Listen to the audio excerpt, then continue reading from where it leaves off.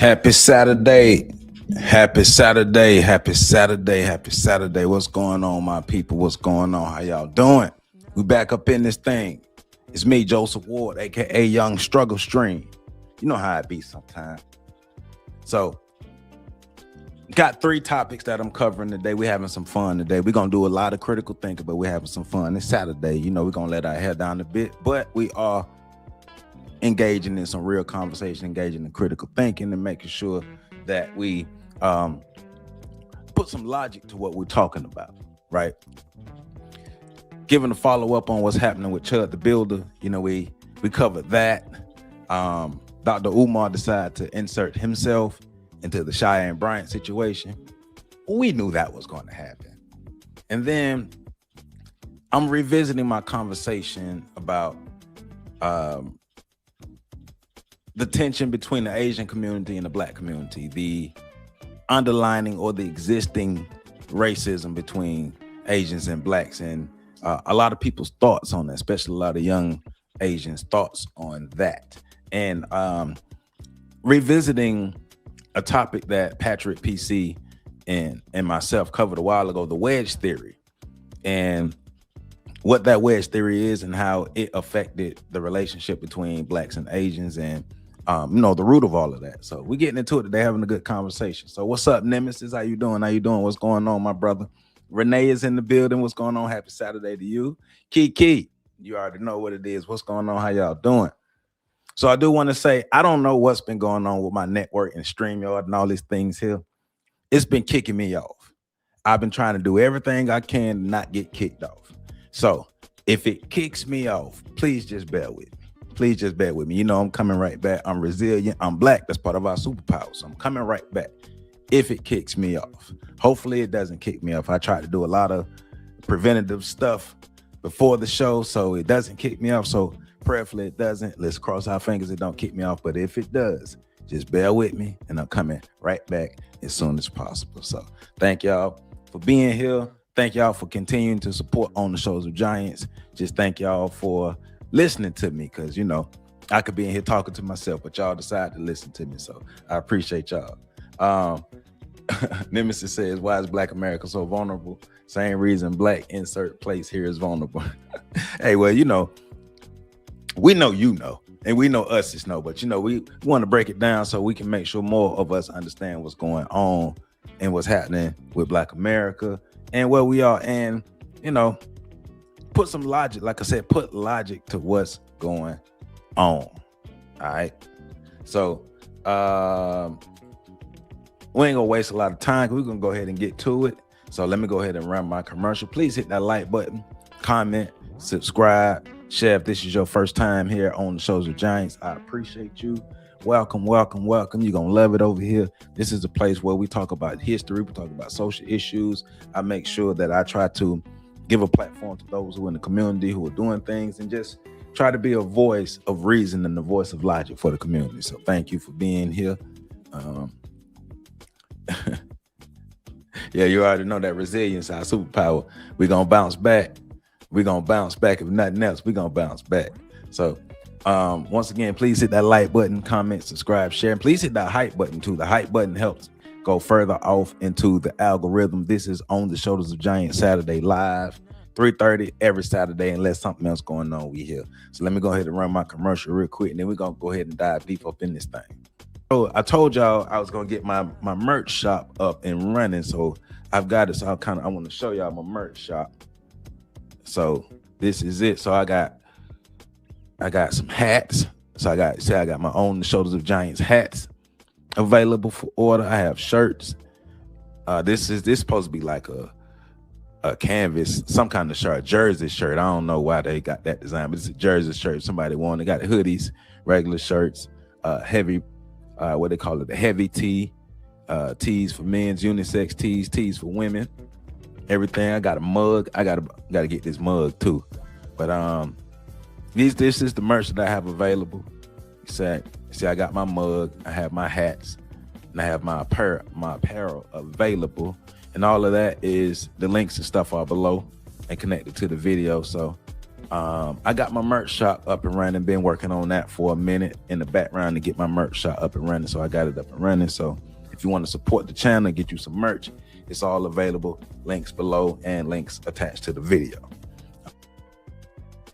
All right. So please make sure, if you haven't checked them out already, check out my video that I dropped yesterday on the NAACP, giving my thoughts on the NAACP calling for high school and collegiate athletes to boycott going to colleges in the South, and they think that that is going to help solve the redistricting problems. A bunch of old grown cowards who are afraid to take a sacrifice themselves, who want teenagers and young folk to take that sacrifice for them. I say, be the example. Be the example. All right. So make sure you check that out. So Unchained. Oh, excuse me. I'm sorry. You can't handle the truth. What's going on? How you doing? How you doing? How you doing? You can't handle the truth. You're right. We can't handle the truth, but that's why we're here. For those of us who can. I love the name. I love the name. So today's live stream is about one thing. One central thing is accountability, or a lack of accountability, right? And what happens when a culture is not able to hold themselves, or is not able to hold others accountable, and tries everything they can to not hold themselves accountable, right? We're living in an era where internet fame has become more important than discipline. What's going on, Will, my brother? What's going on? You right on time, my brother. We live in a culture where charisma is replacing credibility, where tribal loyalty is replacing truth. And all three of the stories that we're talking today connect to that. It's either in a place of where we don't want to hold ourselves accountable, or we're unable to hold others accountable when they do things to us. Chef CT, what's going on? Uptight, my brother, what's going on? Happy Saturday. So, like I said, we got three topics that we're discussing today. First, we're doing a follow-up and discussing the latest with Chud, the builder, or Chud, the loser, right? Who now is facing attempted red rum. You know what red rum is. Attempted red rum charges after a shooting incident.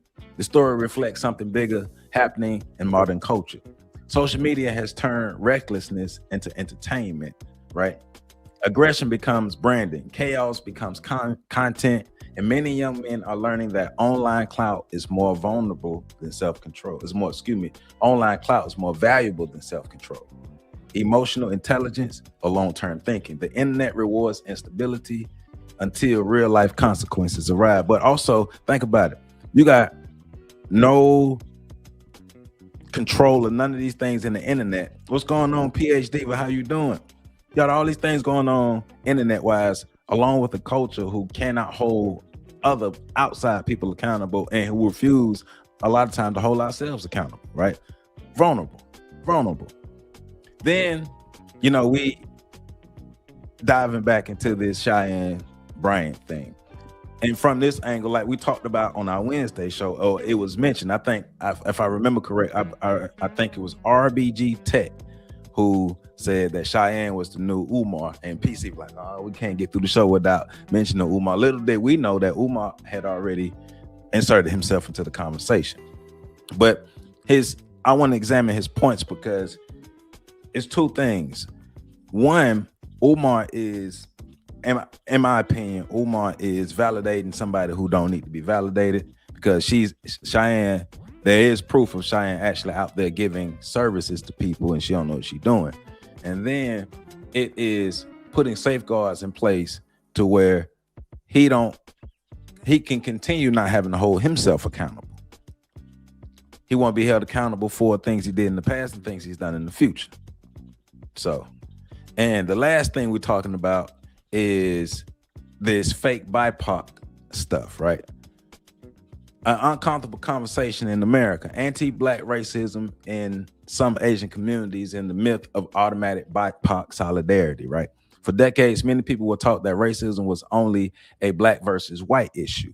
But the internet exposed conversations happening behind closed doors for years. Viral videos, family teachings, dating stigma, and stereotypes have revealed that anti-blackness exists globally and not just white America. And remember, racism is a team sport.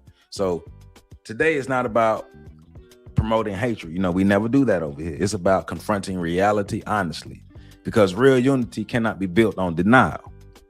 Real progress cannot happen without standards, and real leadership requires accountability.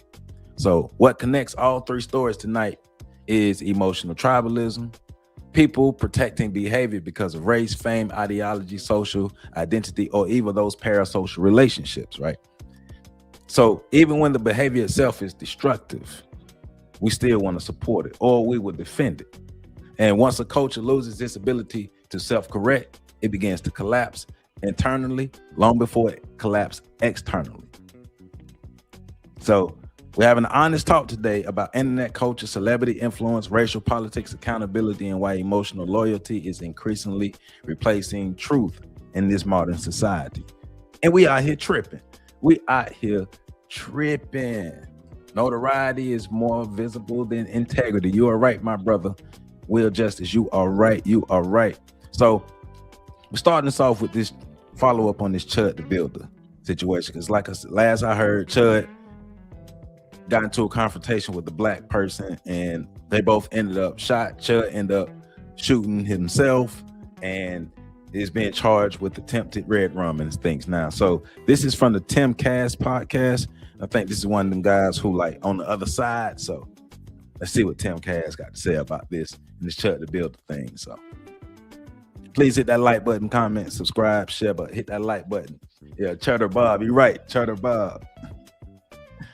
Yeah, you're right, Uptight. Racism is a global team sport.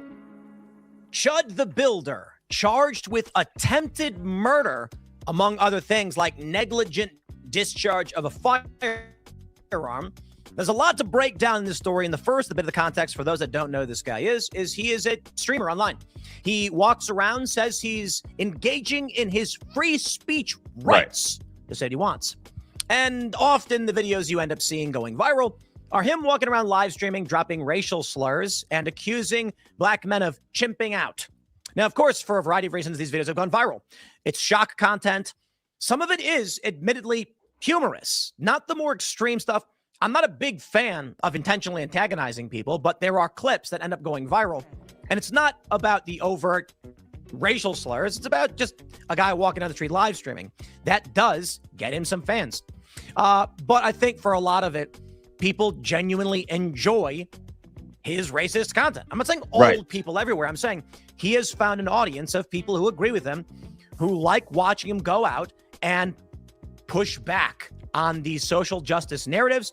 Although this is a particularly contentious issue. There's a lot to break down in the morality of it and the law of it.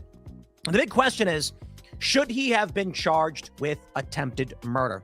So before he goes a little further, because like I said, this guy, I hear how he's coming out the gate, but from my understanding of him, he's a conservative supporter.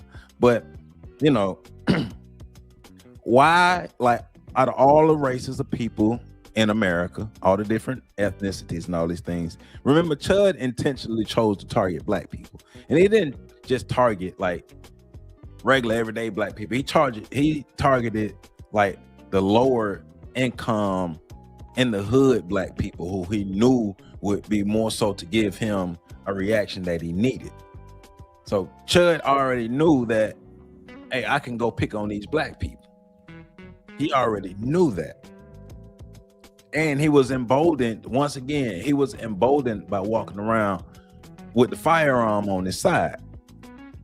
He had a firearm, he had mace, he had things there, things with him to help embolden him. Because when his firearm was taken, we didn't see any more videos. And then when he was able to get the firearm back, here we are with, from my understanding, Chud basically pulling out on the black man and ended up still hitting himself. And this guy's asking, why is he charged with attempted red rum? Well, I mean, also, I don't know if just him, but there was a lot of white people who were mad at the bond that Chud was given or the bail that what his bail was set at, because they was comparing his bail to Carmelo Anthony. And remember, Carmelo Anthony is the young 17-year-old boy who got into the confrontation with the white high school boy at the track meet and ended up, stabbing the white boy in the chest, and the white boy passed away. And they were mad that Chud's bond or his bail was set higher than Carmelo's. And they were also mad at the attempted murder charges. But they have to understand Chud has a history of things that led up to this. Chud was basically going out, putting himself in danger and putting other people in danger.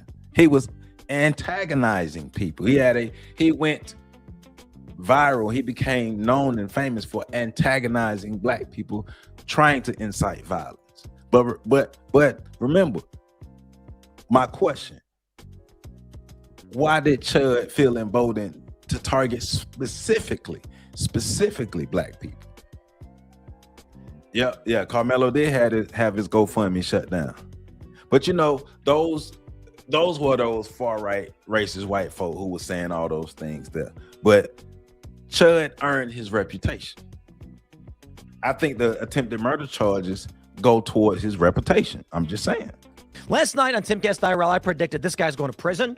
He will have the book thrown at him, and there's not going to be a jury who will find him not guilty. And I know a lot of people are going to get mad. They're saying, dude, let me give you the story real quick. We'll go through everything.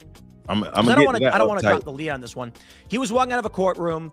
He says things. He insults people. Apparently, some guy told him, "Don't you dare say this thing to me." To which he said, the guy attacked him.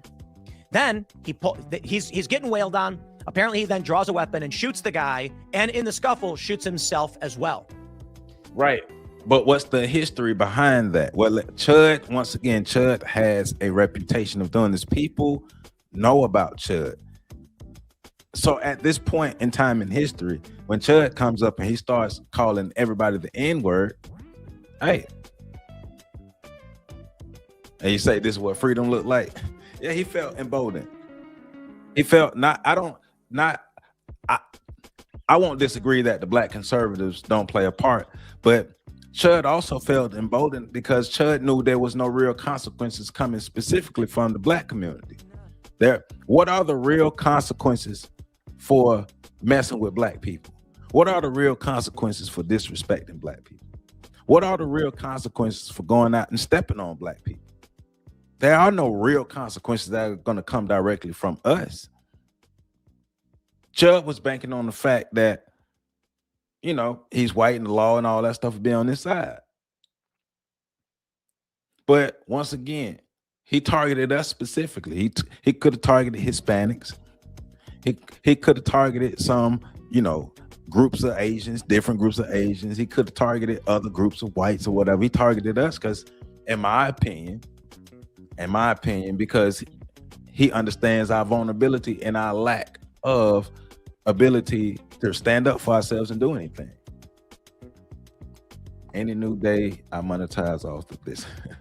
And he knew that, that too. He knew he could monetize off of it, of course, because he knew there was an audience for it. Remember, right? Great point, Jason. There's an audience for it. The complexion for protection. There cannot be consequences without cultural integrity that unites a community to engage in a collective response. Exactly.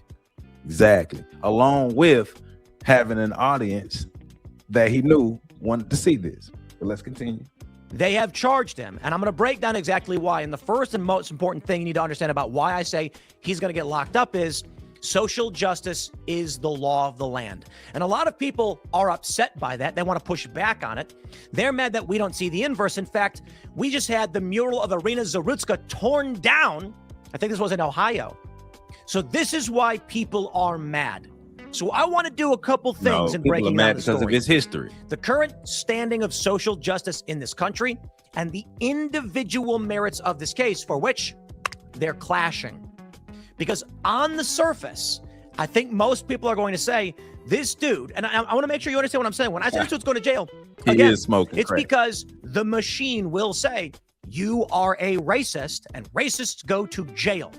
That is going to be the bias. Well, why the hell do you think people would call specifically Chud the Builder a racist? Why do you think that? Was this Tim? Tim, why do you think people will call him specifically a racist? It ain't because Chud out here being a we are the world type person. It's because he's out there actually inciting violence by calling black people the N-word. Are you serious, brother? Are you serious? They're gonna call. No, he put himself in that position. Stop it. Yeah, right. He's tripping. Stop it, man. Hey, once again, I do want to give the heads up. I don't know what's been happening with my network stream, y'all, or whatever, but if it kicks me off, stay patient. Don't go nowhere. I'll come right back. Hopefully it don't kick me off, but if it do, don't go nowhere. I'm gonna be right back. But yeah, he's tripping. Of basically everybody. Then there's the individual merits of the case, which pertains to the ideas of provocation, past behaviors, and ultimately what it would lead to. I think in an individual sense, he would likely be charged with something. I don't think he'd get off on self-defense, but attempted murder seems to go a bit beyond. So I'll put it like this as we get started, because it's a very contentious issue. I'm trying to be careful. I want to make sure I get through everything before everybody starts exploding. Attempted murder seems pretty crazy for a case like this. Why? That's because of the social justice nature of our legal system and our society. It's history. There likely would still be charges because self-defense probably would not apply, but let me explain why as we go through the story, breaking down who this guy is, what happened, and what it ultimately means in the bigger picture with how social media is developing. And again, the reason why your reputation will always contribute to how you will be judged. Your reputation will always contribute to how you are judged.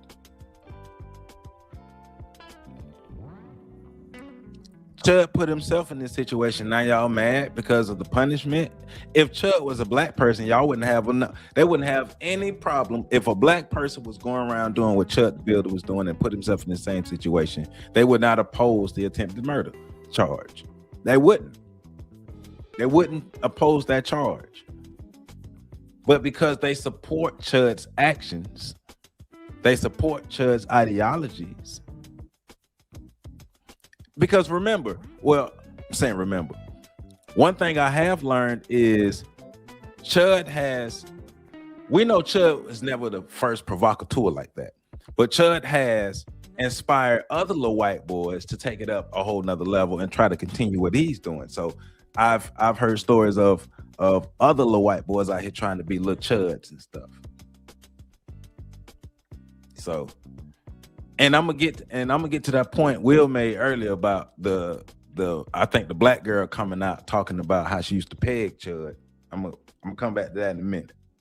I want to talk about this is the element of social justice in our society and how it forces misapplied law, benefiting minorities in most cases. And I, as a mixed race person, don't see any of that.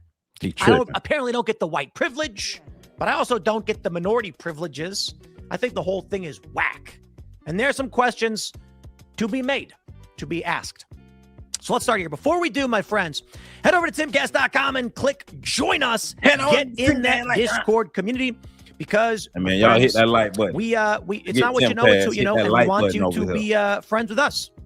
We want you to join the community. It's the most important thing you can do, because if you want to build something, if you want to change the world, this is how you do it. Not only through us, but as a member, you're supporting the work that we do, and you're getting access to a network of tens of thousands of individuals. So timcast.com, check it out. Let's jump to the news. Excuse me. Chud the Builder charged with attempted murder after courthouse shooting. TMZ reporting. Chud the Builder's problems are stacking up. Hey, you seen what he said? He mixed race. I mean, even him being mixed race, he know what side he leaned to. He even if he is mixed race, he presents and he lives as a white man. He needs to stop it. Controversial streamer has now been charged in connection with Wednesday's wild and mixed race with what? Mixed with what? Because he said that like he's insinuating black and white. Shooting outside a Tennessee courthouse. The Montgomery County Sheriff's Office announced that Chud, whose real name is Dalton Earthley, was charged and booked for criminal attempt murder employing a firearm during a dangerous felony, aggravated assault, and reckless endangerment with a deadly weapon. Wow, I thought there was a negligence thing in there. I guess not. I want to stress this. Attempted murder, committing a felony. This is where I think it's going too far, and for obvious reasons that I think Dalton, I think this was the driver of who he is and what he does. So the story goes that this guy apparently was driving a work truck. I don't know if you guys remember this. It was like a big viral moment. And apparently he got into an altercation with some black people. He threw down a racial slur. He said N-word chill or something like that. They attacked him. He gets fired and loses his job. I remember we talked about this, like, bro, come on. Like, this is stupid. By the time that happened, the word about Chud the Builder was already out. A whole bunch of people know who Chud the Builder is. And they know Chud leads with the N-word. He approaches with the N-word. Every situation and altercation that Chud has got in as Chud the Builder, he incited it. He started it for his content, for the audience of a person like Tim. Let's stop. Let's be honest about this. Let's not be a punk about this, Tim. Tell the truth. If Chud the Builder, see, he's trying to tell it as if Chud was just some regular white man, not bothering nobody, and these black people just decided to mess with him. But then it went from there. No. Chud is Chud the Builder. And because he is Chud the Builder, he went out and he has this reputation. And when black people see him, especially those where he's going up starting the N-word, even if he's not, they know who he is, and his reputation precedes him. He's not some innocent white man that was just picked on one day. Stop it. Like, don't like, you get fired over an altercation. You know what I mean? Like, this is the nature of our society right now. But homeboy apparently raised some money for this, created a social media platform, got defended by a lot of people who are upset that it's a one-way street in social justice. You are not allowed as a white person to use slurs, but black people, Latinos, Asians, they can use slurs against you. So naturally, a lot of people get pissed at the double standard. Who is the black person going around doing what Chud is doing? Who is the black person going around doing what Chud is doing? Who is the, I don't care about no other race. Who is the black person that we can point to online, that we can look at online, that's going around doing what Chud doing? Who? Do y'all know who that black person is? Because I don't know what that black person is. I'm pretty up on what's going on social media. Who is the black person intentionally going around antagonizing white people, throwing out racial slurs? Who? I want, it's 45 people in here. I want y'all to help tell me who is the black person that you've seen online that has become famous for going around inciting violence with white people by calling them racial slurs. Who is that white person? Because I don't know that white person. Will don't know that white person. MM don't know that white person. Kiki don't know that white person. We don't know that white person. What is he talking about? Because I can guarantee what he's doing. He's conflating instances, right? He's conflating instances where there have been instances of black people calling white people whatever racial slur or whatever like that. But black people aren't just going around. You got some niggas who might be though, but they're not doing what Chud the Builder doing. They're not filming it. They're not trying to build audience of it. No, it's not the same. He trying to do apples and oranges. All right. He know what he doing, but he forgot. Hey, we got some intelligent black folk out here. We ain't stupid.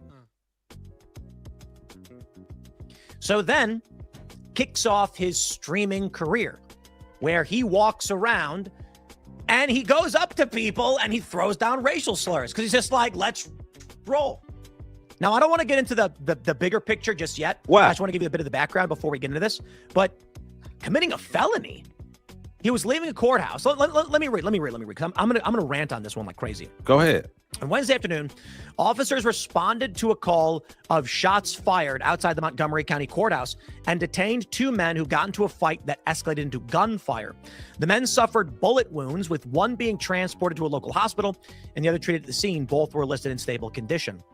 The Montgomery County District Attorney's General Office identified Earthly as the suspect who was taken into custody before he was formally charged. Earthly live streamed the entire incident, claiming he was jumped outside the courthouse and fired shots in self-defense. He also said he accidentally shot himself in all the confusion. Last week, Earthly had another run-in with the law in Nashville, where he was arrested for disorderly conduct and theft of services. Police say he got into a spat with customers who asked him to stop filming them at a restaurant before he skipped out on a $371. He has a history of messing with people. You're really trying to get, this dude is really trying to give Chud the Builder the benefit of the doubt, when Chud the Builder has literally documented all of his instances of him messing with people, him going around harassing people. It's literally documented on his live streams. What are you talking about? Bill.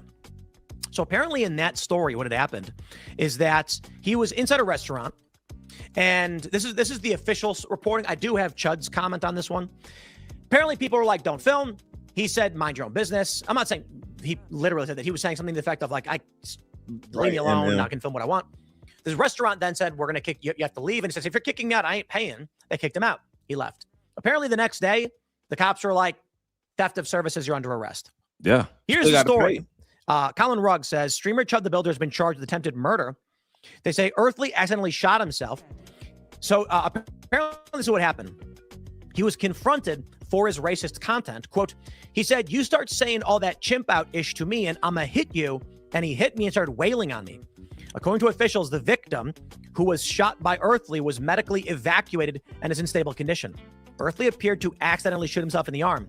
Earthly was also charged with aggravated assault, reckless endangerment with a deadly weapon, and employing a firearm during a dangerous felony. So are you trying to tell me if a black person had that same history and the same exact thing, you wouldn't say that his history follows him and his history didn't? Now, legally, yes, legally, those men hit him first or whatever. They want to do it like that, but they would not look at it like that. They would say his reputation followed him. His history followed him. He has a history of inciting black people. And he's probably in court for one of those incidents. I'm just saying. Now, the question I said, we do have video of it. I think we can play some of this. Oh my God. Whoa. What's that? I just built a budgeting app in Base 44. Guys, we need to.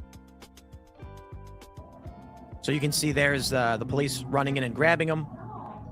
I don't know who they're fighting They're out with. here. Hold on, let me run it back. Earthly was also charged with aggravated we can assault, see reckless over there. endangerment with a deadly weapon, and employing a firearm during a dangerous felony. Now, the question I said, we do have video of it. I think we can play some of this. Oh my God. So you can see there's the police running in and grabbing him. I don't know who they're fighting They're with. out here. Somebody got shot. Yeah. I gotta be honest, I don't know that this video, these are the actual videos of what happened. Obviously, this is Chud the Builder. Yeah. And he Yeah, shot it himself. seems like the They video's got him. legit. Oh my God. Holy fuck. My heart beat. No, I'm. So as it turns out, this guy who was shot, his name is Joshua Fox. I believe that's the name that's being reported. And he is a disabled military veteran. So, oh boy, here we go. The story gets crazier. Now, a lot of people are accusing this guy, Joshua Fox, of being a known criminal with a long rap sheet. However, this is not verified. And many people are pushing back saying that's a different guy. These are different people. So we've got this right here. This guy, Robbie Harvey, says, I spoke with Joshua's family. He's awake and talking after surgery last night. The long-term health complications for the military veteran is unknown at this time. And you can see here, he's on a stretcher. We do have the GoFundMe. I'll pull that up in a second. This guy, Eno Lolling, says, no thanks, and lists Montgomery County rap sheet. And this person says, thanks for the engagement. He responds with this story that says, Clarksville, Tennessee, on April 18th, 31-year-old Joshua Fox was involved in a domestic incident with his wife. However, the response to this is that that's a different. See how they bringing up his history? Prove him a point. He literally is just prove my point. And those white people are proving my point. You see how they are quick to bring up their history behind the person and say, this is why they do this. This is why this happens. This is why these outcomes. Just prove my point. Just prove my point. So if it's a black person, they will look at the history. But if it's a white person, we're not going to do it. All right. Chud put himself in this situation. Legally, we understand the law. We're not ignorant. We're critical thinkers. Legally, yeah, the black man ran up on him. He punched him, do all those things there. Yeah, the black man, he incited that. But see how they brought up his history? All right, so Chud's history is the reason why he's in this situation. Hey, so if they want to charge for attempted murder, hey man, it's always casualties, right? It's always casualties. But remember, Chud put himself in this situation. But see how they quick to bring up the history? I'm just saying. Different person. That's not the same guy, you illiterate moron. On top of the pending cases, they say Chud Bomber is just a criminal, blah, blah, blah, blah. So I don't know if that's the same guy and people are pushing this. I also want to stress that people were also putting out fake news about who this guy is as well, showing a different guy. This woman, Taylor Day, says the black guy shot by Chud was hunting him, showing tweets from a guy saying he is near my city. Should I go in? The issue, however, and this guy also tweeted, I'm about to chimp out. This is not the guy. This guy was posting this stuff on X, still posting. It is not him. So we have this from GoFundMe where the guy who got shot, I'm not going to say victim. We don't know what happened. Okay. I'm going to break down a bit of what we think happened and talk about self-defense and stuff. This GoFundMe, standing with Josh and family after shooting. Let's see. And he's got $22,000 raised, and looks like his wife, I believe. So Nefox writes, hello, everyone. It saddens me to come and ask for help. But today at the Montgomery County Courthouse in Clarksville, my husband was involved in an altercation that led to him being shot by a man known as Chud the Builder, who is widely known for making racial slurs towards people of color. My husband, Josh, was shot in the stomach and shoulder. As of the latest update, he's in stable condition, but the emotional and financial impact this will have on our family is unimaginable. There's no telling how long I may be out of work to help care for my husband, who is already a disabled veteran and suffers from other medical conditions. Yep. Our children are also struggling through this difficult time. I'm not asking for a lot, but if you feel it in your hearts out, please consider donating to support our family during this time of need. If you're unable to help financially, we completely understand and simply ask that you keep us in your prayers. Thank you for your love. Now, Chud also has his own fundraiser, which has been around a bit longer. And this was back when he lost his job, for which in this period of time, which I believe is going back 6 or 7 months, he's raised $92,000. Help Chud and his family. Dear friends and supporters and champions of free speech, my name is Dalton Earthley, and I'm reaching out with a heavy heart, fighting to protect my family and my business. Right. Just over 1 year ago, I started daily contracting in Clarksville. Out of sheer necessity. I was fired from my previous contracting job after BLM activists targeted me over words I shared online, jokes and opinions they twisted to end my career. With no other way to support my family. But I mean, you gonna lose remember, originally Chud lost his job for going around slinging around the N-word like that. And that's what built his reputation. Remember, he said this all started because he got into an altercation with some black women. He called them the N-word. They filmed him. They outed him. And then he decided to get back at black people for outing him for using the N-word, because there should never be any consequence. Because remember, black people trying to inflict consequences on him, that puts us out of our place, because we're supposed to know our place. Because there's never supposed to be consequences, because we're black people and we weak, remember? That's how they see us, because they know ain't no real consequences. Remember, these consequences didn't come from black people that he's getting. The consequences come from the system, not from us. Family and my precious 2-year-old son. I poured everything into the small business, working tirelessly to provide for my family and build a future. Which brings us to where we are right now. I do want to highlight this real quick on the previous arrest that happened. I believe this was last week. Chud the Builder tweeted, I was wrongly arrested after a restaurant who had Chud the Builder written down at the host stand before I ever walked in the door conspired to have me charged. Then I was held until noon on Mother's Day, had to cancel breakfast plans with my family. I was interviewed by the feds and bank account frozen. All electronic devices seized, as well as my fire. And Chud is a punk ass white boy. That show you the level we are at. If a punk ass white boy know he can walk around and do this, we got to step out. We got to step our game out. I'm saying that, but I know who I'm talking to, specific people. I know everybody ain't gonna do it, but think about it. A punk ass little weak ass white boy like Chud the Builder is going around doing this, emboldened by his whiteness, knowing that he can do whatever to black people and there will be no real consequences from black people. And of course he gonna play the victim because he a punk ass white boy. And please get the likes up. Please, thank you, Chef CT. Please hit that like button, y'all. Please. The police cleared my multi-factor authentication keys after they took all my items, so now I can't send to any of my iCloud or other accounts. I could not care less about some hat. I am simply weary after 6 months of being attacked by our government for expressing the constitutional freedoms our ancestors fought and died for. Wake up, America. It is not illegal for white people to say the same word they say to each other. So let's talk about just that right there. See, that's one of the things white people been trying to hang their hat on for a while. Why can't, and then you gotta ask yourself, why does a white person want to call me a nigga so bad? Why do you have such an urge to want to call me that? Because they can. That's how they feeling, like I should be able to disrespect you. You are this. I see you as this. So I should be able to disrespect you. They want to, and no other group, remember, no other group do they really want so bad to say this to. They don't want to do it to no other group. It's only black people that they really want to be able to say it. You say they said it because, hey, they say the same word to themselves. So why can't I say it? But once you say something to them that they deem as racist, then you're wrong. It's a game. You got to learn the rules of the game. It's all a game. I want to call you the N-word too. You call yourself that. I want to call. All right. Remember, like I said, the last stream I did, Chud, if you are so tough, advocate to go into Jewish communities and call Jews racial slurs. Specifically the Jewish community. I'm challenging, I'm gonna make myself big to say this.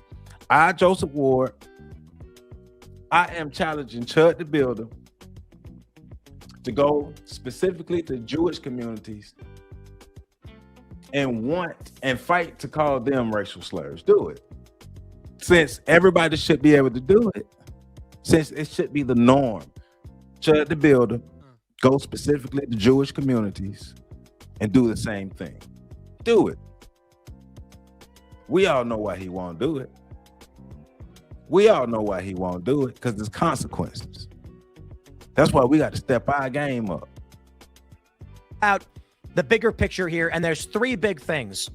Was he overcharged? Does he have self-defense? And what is going on in the grand scheme of social media where people are going around and just engaging in the most extreme of behaviors? Guys, I ain't playing any games. I think this was an overcharge. I will say I predicted this, and I'm also gonna cite Mike Tyson, who said people have gotten real comfortable with talking smack without getting punched in the face. Right. There's a reality to you walking around and insulting people in increasingly aggressive ways. I've seen these videos. I don't know if you guys have ever seen these videos where YouTubers will walk around and intentionally use racial slurs against black people to get attention. Many of these videos are fake. There was one video, there's a ton of these videos, guys, but there's one instance, an example. A guy pretends like he's trying to break into a car. Then the owner, who's black, runs up and pushes him down and punches him. Probably a fake video. There's a bunch of videos. It's not about it being fake. It's about an audience being available for it. And these videos constantly going viral because there's constantly an audience for it. It doesn't matter if it's real or fake. There's an audience pre-built for these videos. Oh, shout out to Black Love School. I just checked. I just pulled up your YouTube channel on my computer right here. I gotta check y'all out. That's what's up. Black Love School. Drop your drop your Black Love School. Drop your link in the comments, please. Drop your link in the comments so more people can check you out. But Black Love School, shout out to you. Where white dudes walk in a black neighborhood and a guy goes, "What's up, my neighbor?" My neighbor. Right. And then the black guys go, right. "What did you just say to me? You can't say that word." Probably staged. Probably staged. Because everybody knows what my neighbor is. And the idea is it sounds enough like they might mishear you. There's a bunch of these videos where a white dude walks up and he goes, "No oh, problem. Man, a nickel." And he picks a nickel off the ground. And they go, "Hey, man, what did you just say?" As if anything with "ne." Tony Hinchcliffe had a joke where he said something like, what did he say? They're acting like ninjas. And then everyone like chuckled or whatever because it was a Kevin Hart roast. So the point of this content, it's fake racist shock. It's meant to be like, oh, look, it's just crazy. People love watching this stuff.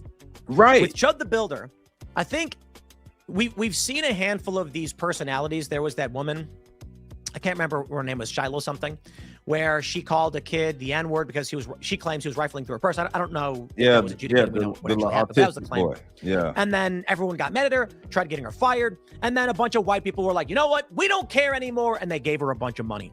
Yeah, the white lady who cussed out the 5-year-old black boy. Yeah. Let me tell you something. I love the word peckerwood. I think the double standard is miserably bad. The idea that like only Right. white people can't insult other people based on race. Y'all Now, get don't get me the wrong. lights up, y'all. Nobody should be insulting anybody. Hey, please hit that like button. There's 48 people in here. Let's get 48 likes on the board. Please hit that like button. Let's get these likes up. This is how we get this information out to more people. Based on race. But I don't think you should get criminal charges for it. Hate crime laws are BS. And y'all want to play games, this is what you get. So, in the event there is a black person insulting a white person or an Asian person or a Mexican person or anybody based on race, don't be surprised when it's thrown back in your face. You can't be the aggressor and pretend to be the victim at the same time. You can't be like, "But look at the history of this country, therefore I'm allowed and you're not." Nah, I'm not doing that. If we want to stop racism, then people should stop attacking each other based on race. So that means this idea that black people can go out and call people cracker or whatever they want to call them. This don't know what side he get want in to trouble be on. for saying cracker on social media. Right. A double standard, unacceptable. We should have the same standard. You want to play games? Same standard for everybody. Here's the thing about Chud the Builder. I can't speak for this individual circumstance, which we'll get to in a second, but prior behavior is going to play a role in these charges. You late. He late. I done said that 47 minutes ago. You late. And what the juries see. I do not believe there is a jury in this country, I swear, I don't care where you are, you could be deep south, that is going to find him not guilty. Right. He put First, himself in the let's situation. talk about the overcharge. Attempted murder. Bro, even if it was that he would, like, imagine a scenario. Chud walks out of the building.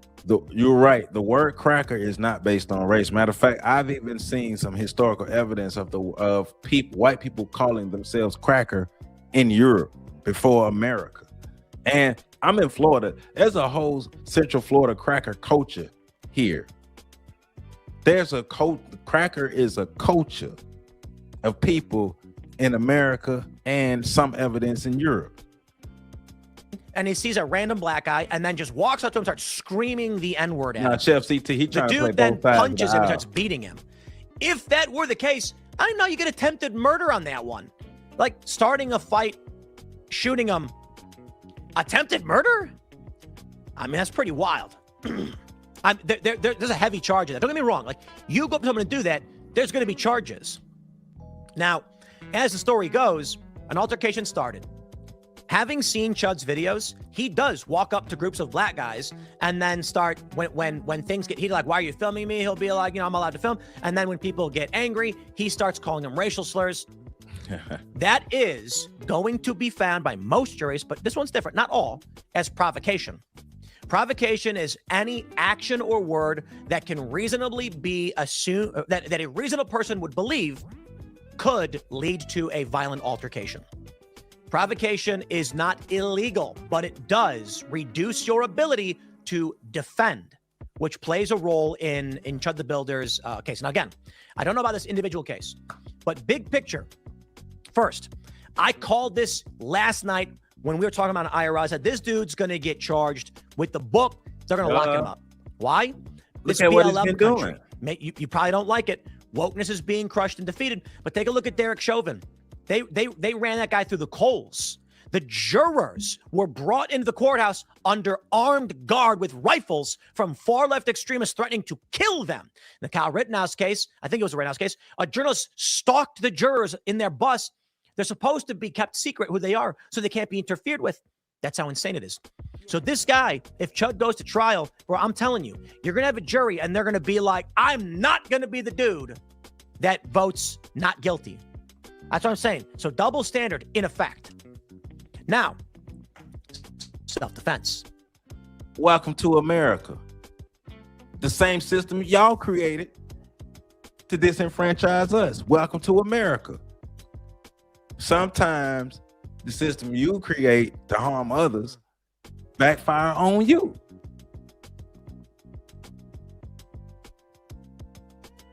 If you are the one who continues to drop doo-doo everywhere, eventually you're gonna step in your own shit. I'm just saying. He ain't got a self-defense claim. I'm sorry, guys. I know people are going to get mad to hear it. They're going to be mad to hear that. And there's going to be a lot of people claiming it was clearly self-defense. Nope. I think if we're doing a bell curve here, like what is the most like the Occam's razor situation? We know he live streams. We know that he accuses black people of chimping out and calls them the N-word and things like this. That is viewed largely in most instances as a provocation. It is. You might not like it. I'm not saying it should be that way. I'm saying that's how it's perceived by most people and by the courts. In which case, you can defend yourself, but it's going to reduce what is considered to be proportional or reasonable in these circumstances. Let's say that Chud the Builder walks out of the courtroom live streaming. This guy recognizes him and says, "Don't you dare say it. I'm not going to let you speak out." Then we get to that Mike Tyson situation where, as he said, people feel comfortable talking smack without getting punched in the face. So let's say he does say he's chimping out and calls him the N-word. So the guy hits him. Let's say that Chud hits him back. Nothing happens. Some dude named Tim. Probably nobody gets charged. They're going to say, listen, if somebody's insulting you and throwing slurs around, they have a free speech, a First Amendment right to do that. That is correct. He's allowed to say these things in public. You can't attack him for it. However, a reasonable person would conclude if you walk up to a black guy or just generally in the presence of a black person, accuse them of chimping out and call them a racial slur, PC, there is a decent probability that will antagonize to the point where they will. Chud the Builder was going out looking for confrontations. He was going out looking for incidents. He was going out looking for a reason to use his gun. Let's be real. His main objective was content. His main objective was content, but he was also going out looking for those incidents to incite people, to make people mad, to get content, and to have to use his weapon. Hey man, I'm not. Hey, what they? Hey, look. They can charge him what they want to charge him. That ain't my business. He put himself in this position. Leave people alone. But he was emboldened. Remember, he already knew, once again, Chud the Builder knew black people wasn't going to do anything. Right. Exactly, PC. Attack you. Now, again, let's go through levels. Chud walks out. He's filming. He stands there and says, don't chimp out, N-word or whatever. The guy then hits him.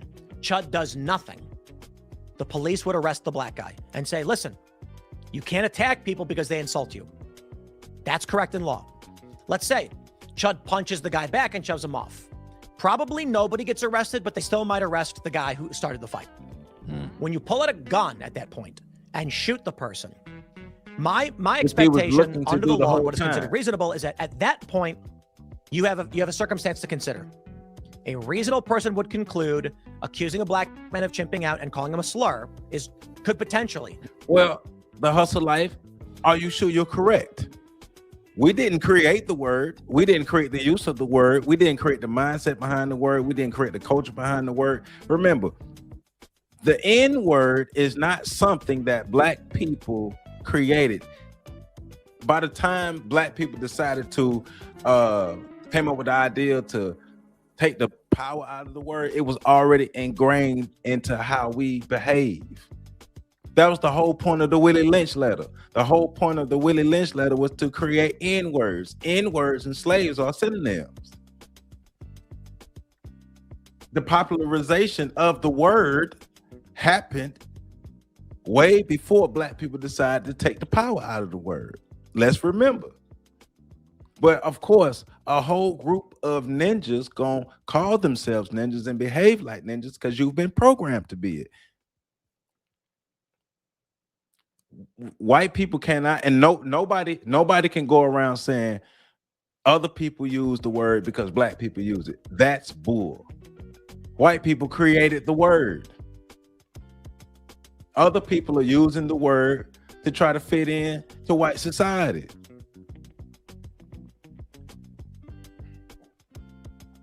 Not always, potentially result in violence. You have brought a gun into this circumstance where you created the word, the N word was popularized way before any of that existed. Think about what I said. Think about it historically. In America, that word was in regular use before any of that existed. Before any rappers existed, before any of that, the N word was popularized and it was used heavily throughout America. It was a time where that's all they called us.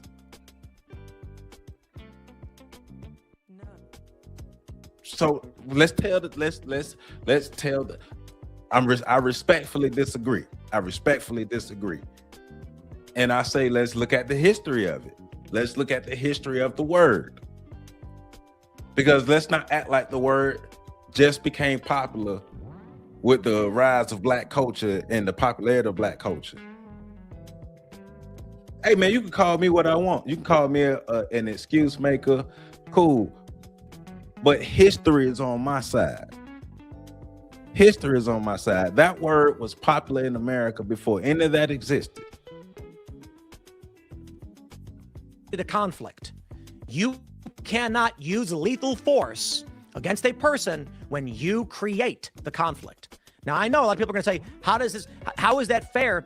He didn't throw the punch. It's proportionality. The argument in court is going to be that a reasonable person would conclude you will make someone angry enough to attack you, to have a gun on your person and use it. They will then imply, not in every case, but it's reasonable again to conclude this could escalate to a lethal confrontation. Thus, you entered into a circumstance where a reasonable person would conclude your actions would result in violence, but you were armed with lethal force and prepared to use it. That doesn't mean attempted murder, which is why I think attempted murder is an overcharge, but they'll probably get him on it because we live in social justice territory, right? But my point is, if they charged him with like aggravated assault or something, I'd be like, well, again, guys, he getting what he may not like this how the law plays out. Getting what he but it's basically a plus B equals C. Right. So why we I'm trying to pay off your loan. Stop calling me. You sound like a psycho. I swear to God. I'm calling. Do you think walking up to somebody insulting them will get you punched in the face? Mike Tyson said it and everybody agreed. It used to be that you walk up to a guy, you insult them, you got hit. And the cops didn't do anything about it.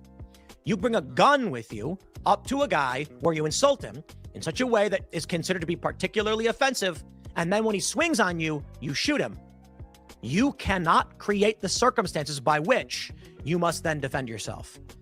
Stressing again, you're allowed to insult people and you are allowed to call them whatever you want and they are not allowed to hit you for it.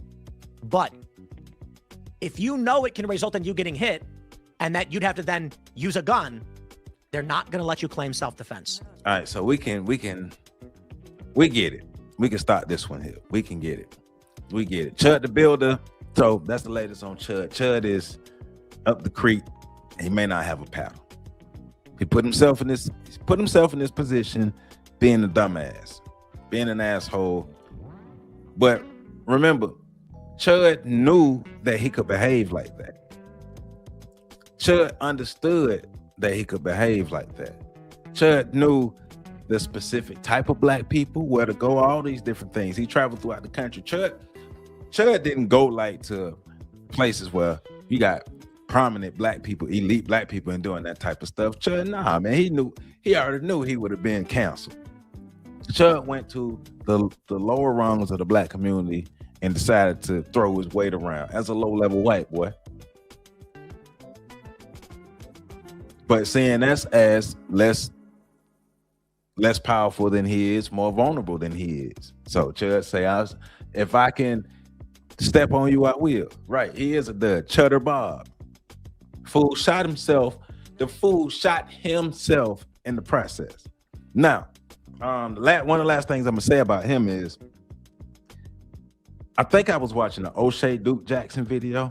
I believe it was O'Shea Duke Jackson. I'm not sure, but it was a black lady coming out talking about she used to peg Chud, saying back in the days Chud was a fat boy and he used to come with her, and they used to mess around a couple of times, but she used to peg him. And she was putting that out to insult him, go at his masculinity and all those things there. And my thing for black people is, I know we're used to shaming people because that's the only thing we have, but that also shows our weakness and vulnerability. So I could care less where Chud liked stuff up his culo or not. I could care less. She could have kept that, right? Because we already knew he was a punk.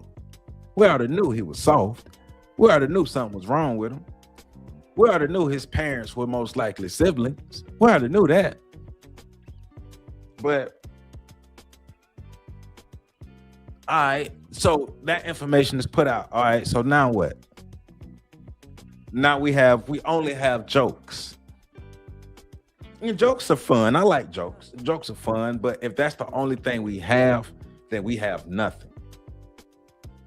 And that is exactly why Chud is able to do what he's able to do, because he understands that we have nothing. So, yeah, Chud the dud. I like Chud the dud. Chud the pegger. They call him Pegasus back in the days. All right, so let's switch topics. Dr. Cheyenne Bryant.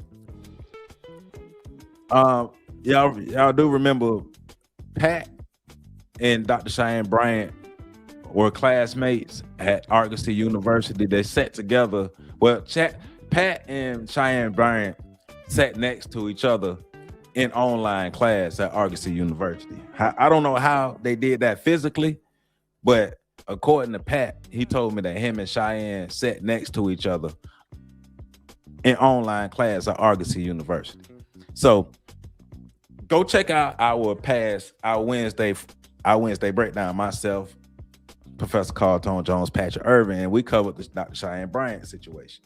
And all the facts on the table. We know she don't have her real credentials and everything. And Cheyenne Bryant is the latest scammer, grifter who's preying on the community. And Dr. Cheyenne Bryant decided to make her fan base the hyenas of the black community, them hyena women of the black community. She decided to make that her fan base because remember how she became famous by trying to check Cam Newton and Nick Cannon, right? As if Cam Newton and Nick Cannon are like pillars in the black community, really. Now, celebrity and popularity wise, unfortunately, but really in the black community, Nick Cannon and Cam Newton don't move no needles, right? So that was her checking them. So she got all the hyenas on her side. But then Dr. Cheyenne Bryant made the mistake of telling black women that they was the problem. And so those hyena women said, oh, we ain't the problem. Then they start exposing her. And most of people knew what we already knew from the beginning. Me, Pat, and PC had a conversation about Dr. Cheyenne Bryant long when she first came out. And we was looking at the title of psychology expert. because all three of us, the three of us combined, probably have over 50 years of experience in and around mental health. Pretty much all of my educators at FAMU in the psychology department were psychologists, psychiatrists, therapists, and all those things there, right? So we knew that she was fake. We knew that. But she went out scamming, doing her things, and we even now starting to get evidence coming out of her giving actual sessions to people, and those people coming out worse. So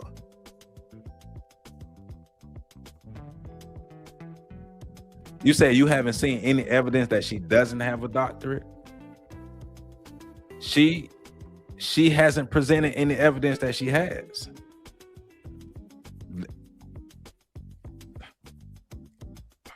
Okay, hustle life. You just trolling. Okay. I'm gonna ignore you. You trolling. She said she went to Argosy University.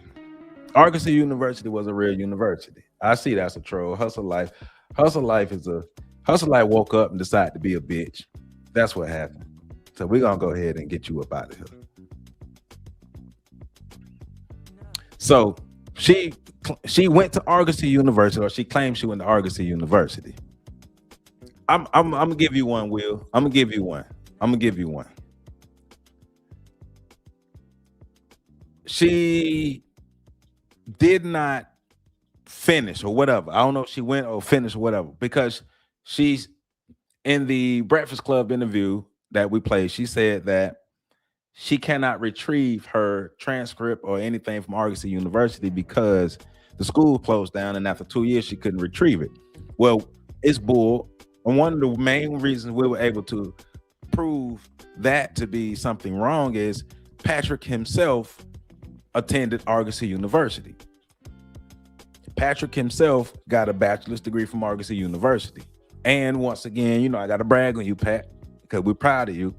Pat just received his MSW from University of North Carolina in Chapel Hill. In order for Pat to enroll in University of North Carolina, Chapel Hill, Pat would have to show his transcript and all of his grades and everything coming from Argosy University. So let's put two and two together.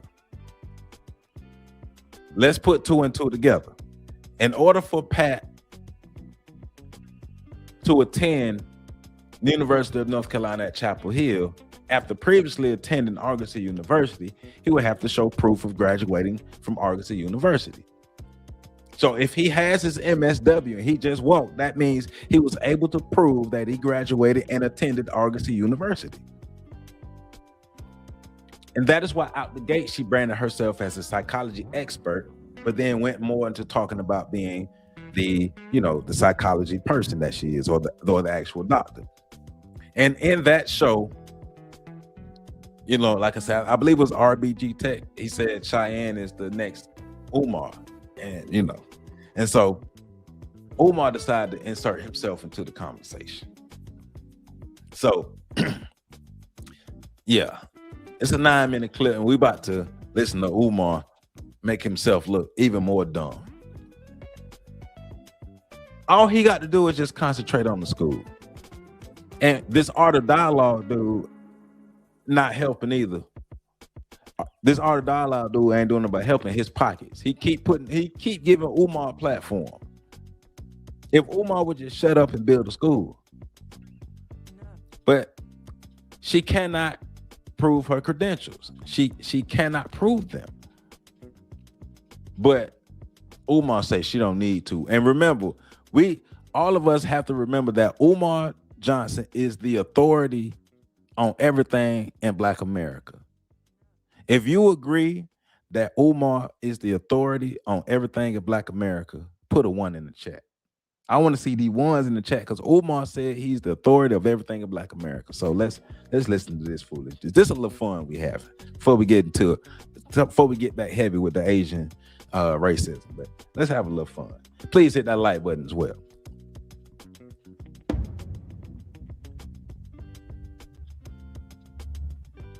Cheyenne Bryant, she getting a lot of backlash right now. How do you feel about that, man? Dr. Cheyenne Bryant. Dr. Cheyenne Bryant. Let me speak to my sister. Let me speak to Dr. Cheyenne Bryant. And yes, I'm going to call her doctor. I am. She says she is. That's enough for me. Hey, man, y'all come get y'all homeboy, man.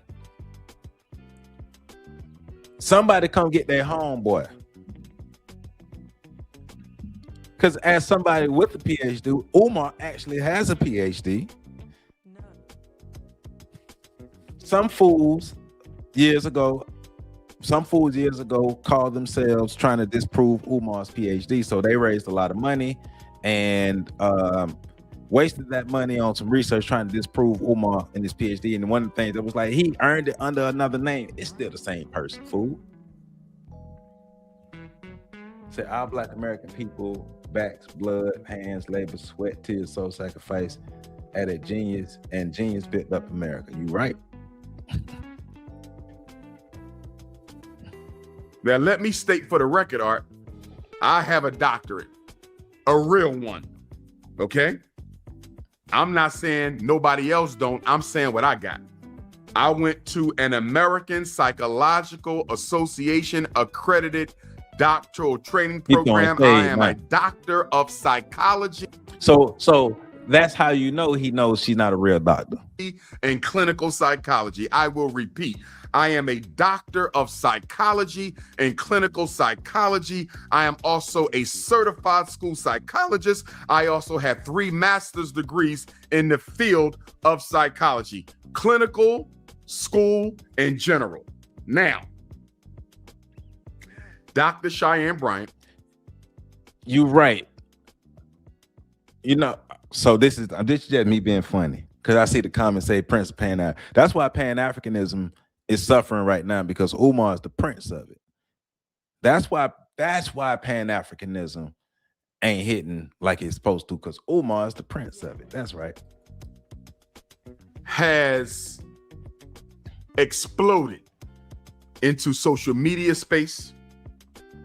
Her career has really taken off since I first learned of her around the time of my last Nick Cannon interview, approximately 2 years ago. I have followed her here and there. She is a stunningly beautiful woman. And she also claims to have her doctorate in psychology. He would lead with that. She claims that she went to Argosy University. And I'm not doubting nothing she says, because I have no reason to. The school closed. Let's be real. It's 2 main reasons Umar is defending her and saying he don't doubt it. Even though Umar's stupid, but he ain't stupid. Umar just listed off everything that he has, and Umar knows that if anybody Googles him, they can find all of his credentials. He knows that. And Umar also knows that we can't find nothing on her. But Umar, 2 main reasons Umar is defending Cheyenne Bryant. The main reason is because Umar is really defending himself. Because you notice every time somebody Black, including Umar, every time somebody Black does something that is negative or harmful against the Black community, his favorite excuse is, you're not blaming white people, you're not holding white people accountable, you're not. So Umar's ideology, his logic is Black people should get away with doing whatever against Black people because white people can get away with it. Umar would, that's the second reason, Paul Petts. The second reason is Umar want to hit that. Umar want to smash Dr. Cheyenne Bryant. He want to smash. That's the second reason. The first reason is Umar is really defending himself, because Umar is going to continue pandering. He's going to continue scamming. He's going to continue doing the shiesty stuff. And you got to be one to know one. He sees all of that in her because she is him. That's why RBG Tech said she is Umar. Right. They the same person. He knows a scammer when he see one. So in defending her, he's defending himself, and he want to smash. So let's just be real. Goes down. She has some issues with the transcript, the degree, whatever the case may be. She has a book out now. It's a best-selling book, Art, and it's doing very well. And all of this was part of her promoting her book. All of this stuff goes into her using that to promote her book. Right. She's being interviewed. She's been on Shannon Sharp. She's been on Renee. Nick Cannon. She's been on Cam Newton. She's been on Joe Button, right? She's a big name amongst the sisters. She goes on the Breakfast Club. And they ask her about her degrees, and she explains about what happened with the school. I don't know the details. I don't care. People start to roast her and attack her, claiming she's fraud. Now, to be more accurate, Dr. Cheyenne Bryant, people were starting to question her before that, before the Breakfast Club interview. But because remember, she went on the Breakfast Club interview to clear things up. Right, Renee. He's an educated dummy. He went on Dr. Cheyenne Bryant went on the Breakfast Club to clear things up because, and I'm gonna get to that point next, Will, because she was starting to receive the backlash, and I agree. Shout out to the brother Jeff St. James. I agree with him. Black women started turning on her and looking up her credentials and questioning her credentials and holding her to the fire when she told those hyena black women or those hyena black ladies, because she wasn't talking to upstanding black women. She was talking to them hyenas. When she told them that they were the problem, when she told them that they were bringing more issues to the black men and they were more of the problems, when she said that to those women, because she had been grifting to those women forever, she targeted that base of women. She targeted that toxic hyena base of black ladies, black women, and those gay men. She targeted them and then lifted them up. And then when she let them down, they said, oh no. And then they started pulling up her credentials. Now, people like Corey Holcomb and some other therapists, but myself, Pat, and PC had a conversation when she first came out because she said she was a psychology expert. Now, the Breakfast Club interview, all the Breakfast Club interview was put a bigger spotlight on it. And then that Fox interview that she did put more spotlight on it because people were already looking up her stuff and knowing that she wasn't real. And people who actually, and so it's funny. Shout out to Jeff St. James. Shout out to the brother. I was listening to one of his podcasts earlier, right?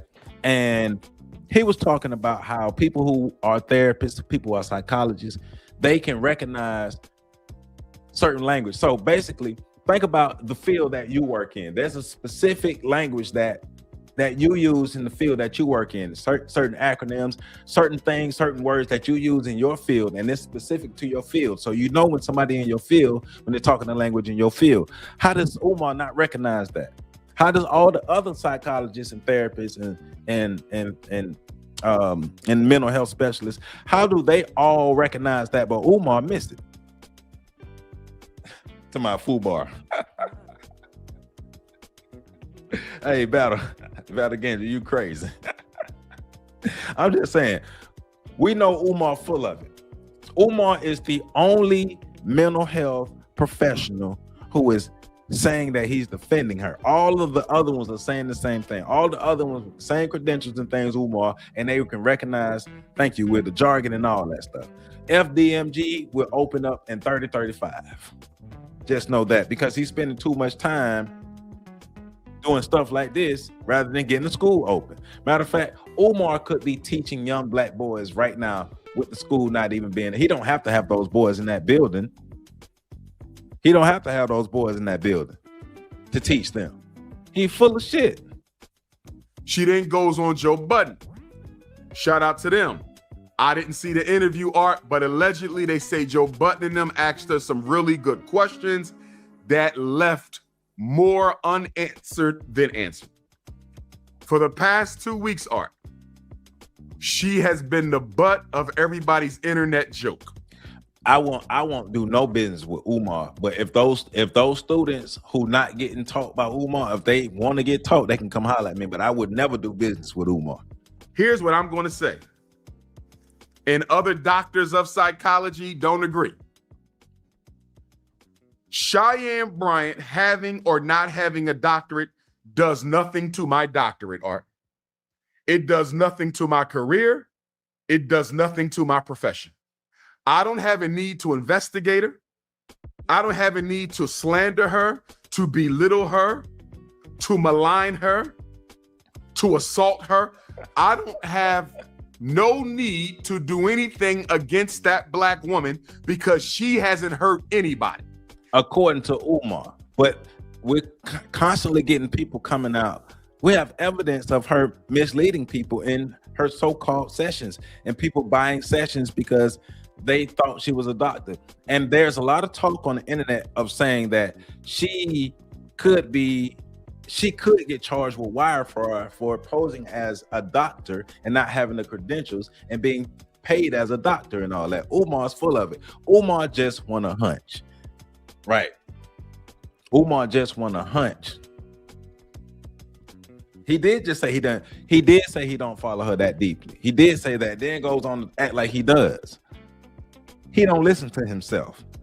She is a life coach, Art, and you don't have to be certified or have a doctorate or a license to be a life coach. Right. She ain't misdiagnosed nobody. She ain't done no clinical work without a license. I haven't seen any wrongdoing from Dr. Cheyenne Bryant. So what do I think is going on here, Art? Right, man. I believe that black women, I'm going to call the kettle black. Some men too, but mostly black women are attacking her out of jealousy. They are jealous of her looks. They are jealous of her life coaching career. They are jealous of her podcast success. They wish they were in her position. And because they are not, they are trying to destroy that woman. Period. Point blank in the Forget her being fake. Forget her not actually having the credentials. Forget her lying. Forget the grifting. Forget the proof that she can't back up nothing she says. Forget her every time you see her, she's unprofessional. Forget all of that. The Prince of Pan-African Big Papa Pump, the Prince of Pancakes, Pussy Popping, the Panhandling is speaking. And when Umar speaks, you listen. All right, Umar. All right. Sorry, I've told you before, Art, that black men have a problem with each other, right? We got an ego problem. But see, I think black. But see, you right.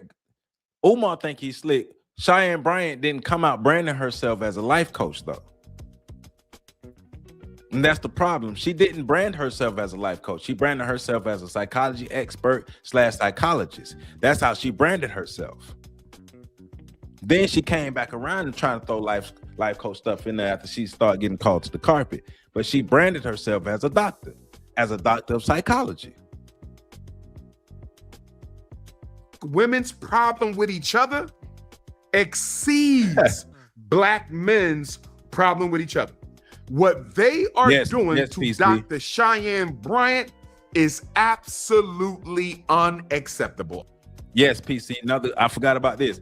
She said it out of her own mouth that her sessions with Shannon Sharp, Cam Newton, and all those other Ray J, all of them were live sessions. That's what she said.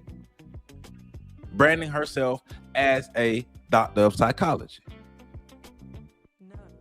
And remember, this is coming from the dude that just admitted he don't follow her closely. Remember that. And he trying to smash.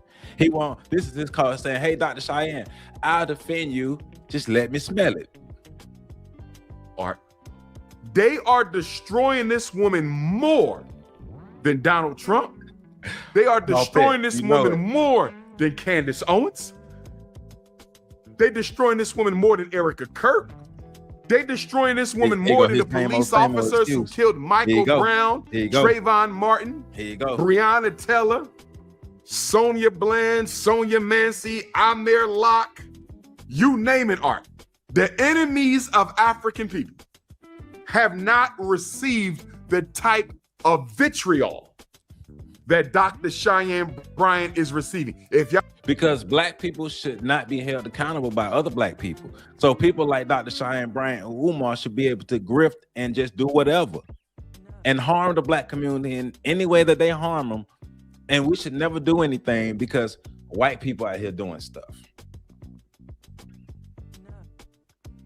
If Umar was truly in charge, chaos would be the norm. It wouldn't last long. But remember, there is no school, but according to Umar, we can't criticize him for not having a school done after all these years because white people still out here doing white supremacist stuff. He got a notepad and still ain't talking about shit. Say, why you got a notepad? Hello, how you get the interview stuff? Told you, hey man, look, yeah. Umar full of it, man. I want to expose it, and be done with it. Everybody has heard the story, Art, but guess what? They going around and around and around with this, Art. And the reason I can speak to this so well, what did Roland Martin try to do to me 11 years ago? He tried to say I didn't have my degrees and brought me on his show and tried to get his panel of to embarrass me because he thought I didn't have my degrees. Other people have tried to say I didn't have my degrees, Art, and guess what? It got so bad. I had to give my college permission to tell people that I graduated from it. Yeah, we know you have your academic credentials, but your dumb ass just can't put it together to build a school. Art, they were getting so many phone calls after that Roland Martin lynching that he tried to have, and instead he got lynched with his panel of right. They called me up from the registrar's office, Art, and they said, Dr. Umar, these are the good. He had to insert himself in the conversation, and he had to make it about him. Classic narcissist. People keep talking about they know narcissists. All Donald Trump and Dr. Umar Johnson. Donald Trump and Dr. Umar Johnson are two classic cases of narcissism. White people from your graduating institution. We are getting bombarded with phone calls as to whether you graduated from here or not and what your degree is. Do you give us permission to let people know you graduated from here and what your degree is? I said yes. And guess what, Art? Even though people could call, the only reason why I'm not saying the college name, Art, because I don't want them to get bombarded tomorrow. You feel me? So Paul Petch, you are right. You are correct. Now, however, I think in this situation, the difference is you have an unlicensed person, a person without the credentials, a person without the experience, because there's extensive things that therapists, psychologists, and psychiatrists that they have to do that she didn't do. She didn't do any of those things. She didn't go through none of that, and she's essentially giving people therapy without the skills. And from I'm not gonna say a lot of people, but from some accounts, even Cam Newton, people are saying that they came out worse. Their interactions with her, and they came out worse. I was just looking at something earlier. A person who was an Army vet. Matter of fact, I know I've seen 2 videos of black women who've gotten services from Cheyenne Bryant, and saying when they came out, they felt worse about themselves because she don't know what she's doing. She might have the life coaching credentials. I was a certified life coach.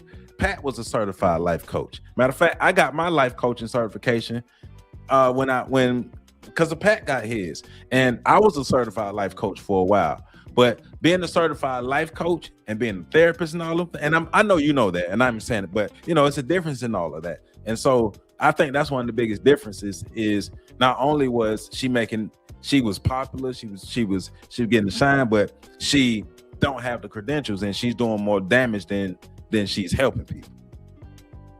Even though people could call them and verify my degree, not online, traditional, in person, American Psychological Association accredited doctoral program founded by one of the fathers of white cognitive psychology. I gave them permission to call and verify my credentials. And guess what, Art? You still got niggas out here today who will tell you I don't have a doctorate. They done found my dissertation online. They done found my transcripts online. They done found my graduation pictures. And my degree will hang up in my Frederick Douglass Marcus Garvey Academy office. You feel me, Art?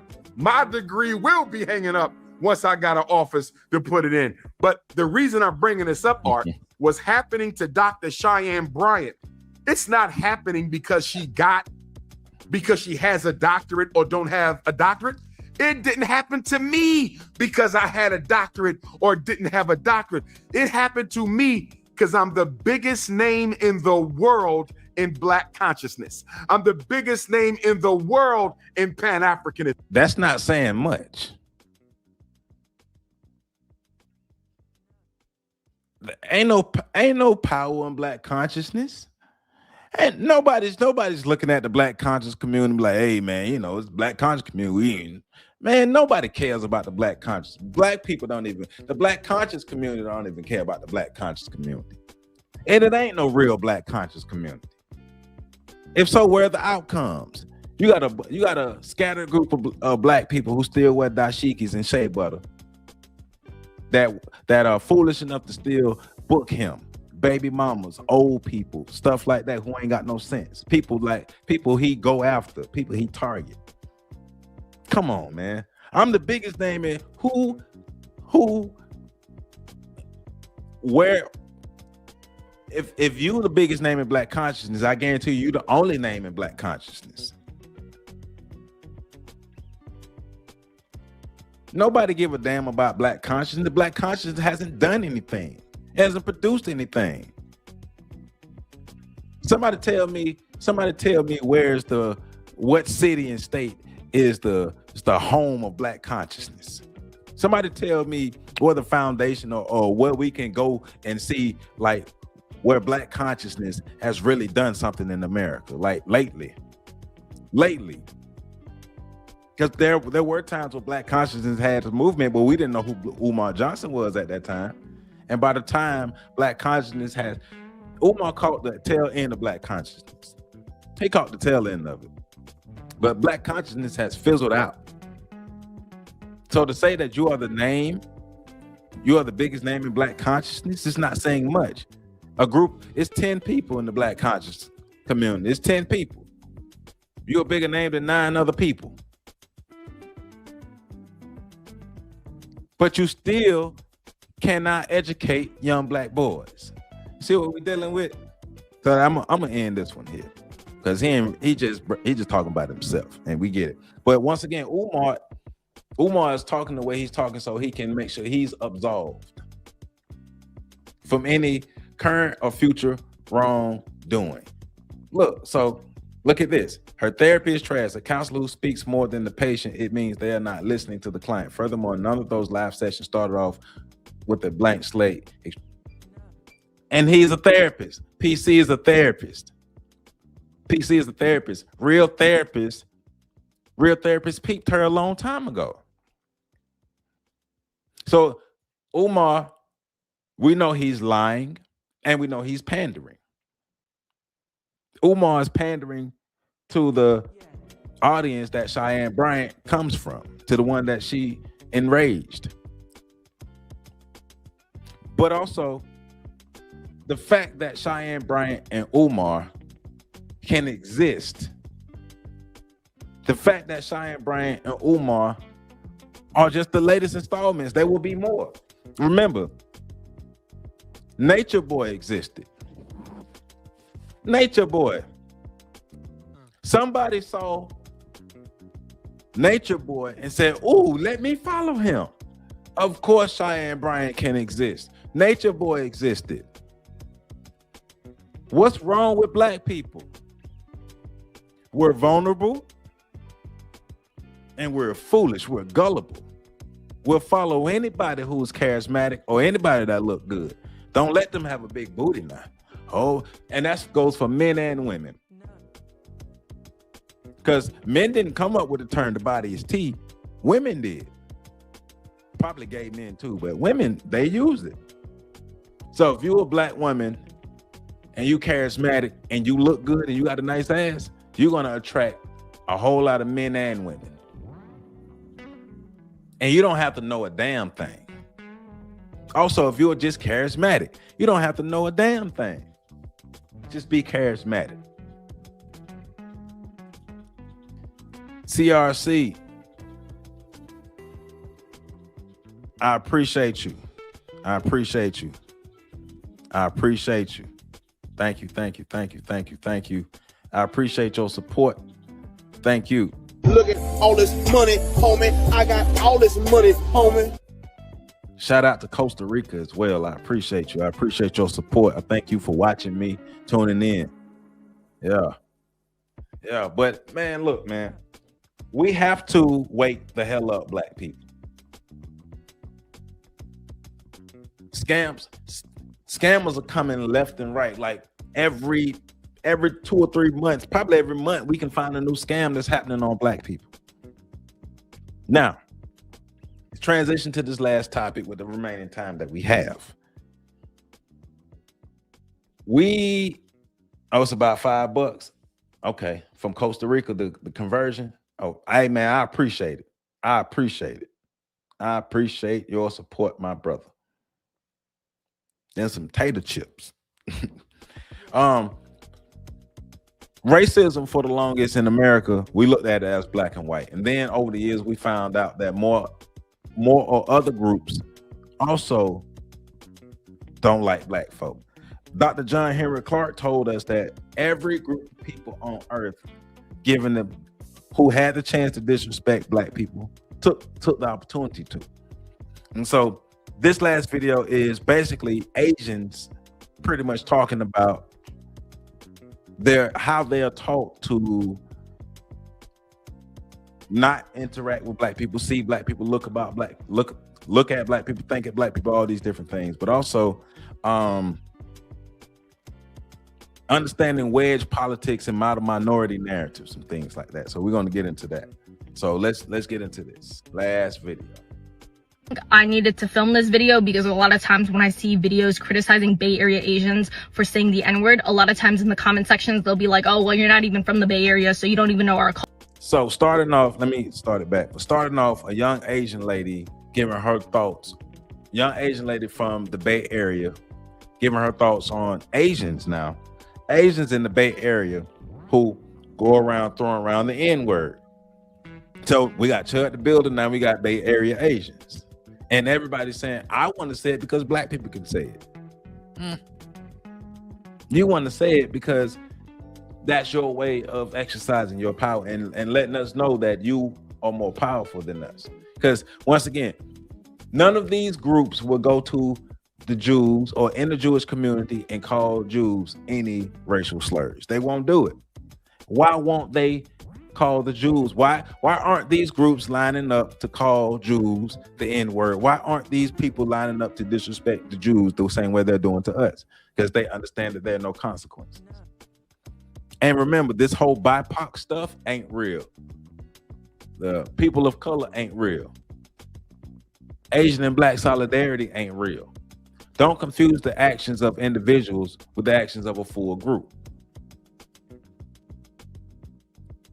I think I needed to film this video because a lot of times when I see videos criticizing Bay Area Asians for saying the N-word, a lot of times in the comment sections, they'll be like, oh, well, you're not even from the Bay Area, so you don't even know our culture, you don't even know our history, etc., etc. Like, you don't even get, like, to speak on it. Okay, then as somebody born and raised in the Bay Area who is a proud Asian American from East Oakland specifically, a lot of times when you check a fellow Asian on them saying the N-word and to tell them to take it out of their vocabulary, the first thing they will say is, oh, well, you don't know where I'm from though. You don't know where I grew up. I grew up in a black neighborhood. I got black family. I got a black auntie, okay? And all that type of nonsense. What I'm hearing, again, you can correct me if I'm wrong. You could check me if I'm wrong. I'm open to criticism. Right. I'm open to educating myself further on this topic, 100%. Right. What I'm hearing is you grew up with black people that you feel so comfortable to disrespect them. Well, not only do they feel comfortable to disrespect them, those black people gave them the green light to disrespect them and other black people. Let's be real. Black people validated that. You don't have groups of whites, you don't have groups of Hispanics, you don't have groups of Asians who are just going around calling black people without it being validated, calling black people the N-word without it being validated by other black people.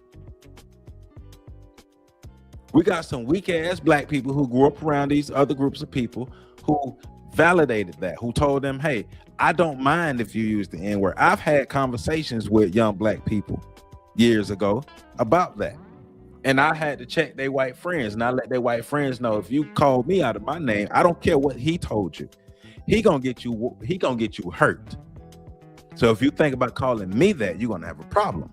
But it's reinforced by weak ass black people who, under the guise of camaraderie and want to be friends with everybody, will allow them to disrespect them.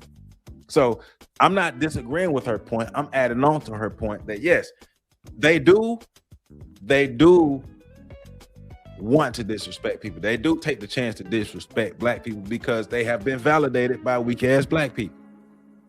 You grew up with black people, so you feel comfortable saying a disrespectful ass slur.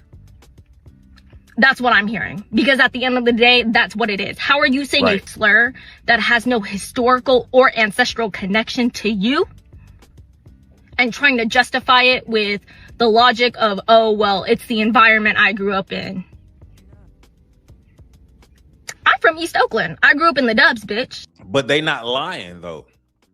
Shout out to her for having some common sense, but they're not lying. It is the environment they grew up in. Listen to what they're saying. They're saying it was reinforced by the N-words in my environment.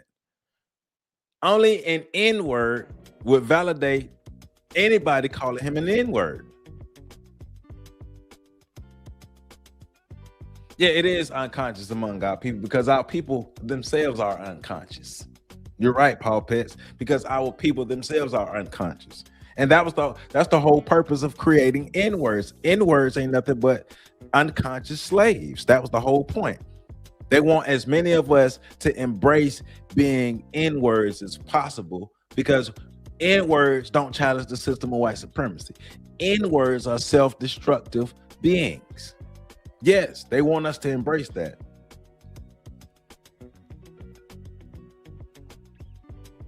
Yeah, Black Love School. His energy is so misdirected. I've never said the N-word.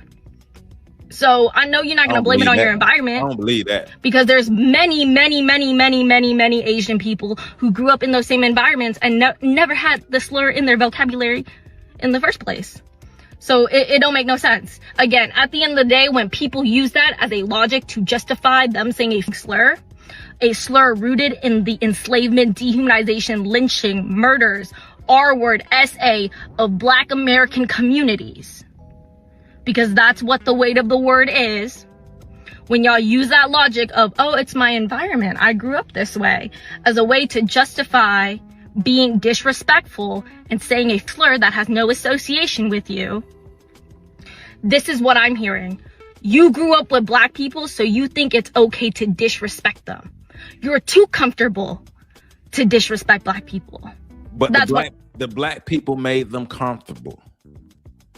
The Black people made them comfortable with that. I grew up, when I was in elementary school, we had a multiracial group. It was myself, my homies, Sam, Caleb, and Nevin. We all Black. We had Ubon, who was from Korea. We had Fajar, who was from Indonesia, and then somebody else that was from Saudi Arabia.